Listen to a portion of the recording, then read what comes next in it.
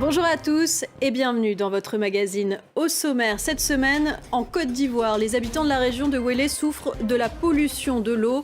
Ils accusent une société d'exploitation aurifère d'avoir contaminé le fleuve Baya et ses poissons. Au Sénégal, le calvaire des travailleurs étrangers qui construisent la ville nouvelle de Diamniadio. Ils dénoncent des accidents, des journées interminables pour un salaire minimal et des nuits passées dans des logements décrépits. Comment les artistes pensent-ils la ville? C'est le thème de l'exposition L'Art dans la Cité, présentée à Abidjan. La commissaire de l'exposition Aude Levaux-Macalon et l'artiste Julie Djiké sont nos invités. L'exploitation aurifère provoque des pollutions des cours d'eau qui ont souvent des conséquences catastrophiques pour l'humain et la nature.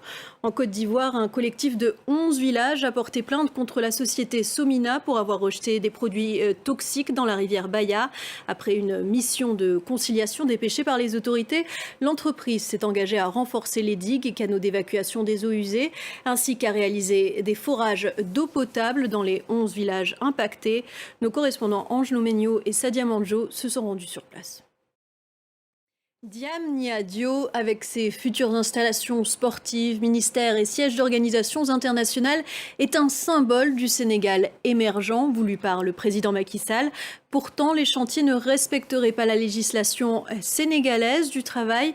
Maltraitance, aucune sécurité, pas de jours de congé et des salaires dérisoires. Les ouvriers étrangers se plaignent de leurs mauvaises conditions.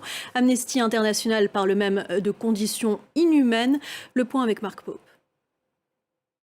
Et la ville, c'est justement la thématique de l'exposition L'Art dans la Cité qui se tient à la Rotonde des Arts à Abidjan. Elle réunit 22 artistes sélectionnés à travers le continent. Ils déclinent sous forme de photos, de peintures et de vidéos leurs réflexions sur l'urbanisation.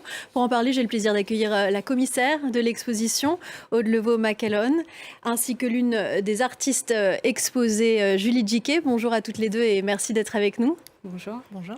Alors, Aude Levaux-Macalon, vous êtes aussi, je le rappelle, la secrétaire générale de la Fondation Dapper qui co-organise cette exposition.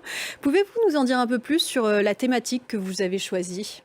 Alors, effectivement, l'exposition est organisée par la Fondation Dapper. Merci à toutes les deux d'être venues nous parler de cette très belle et très intéressante exposition L'Art dans la Cité. Avec plaisir. Merci à vous. Merci. Et merci à vous de nous avoir suivis. À très vite sur France 24.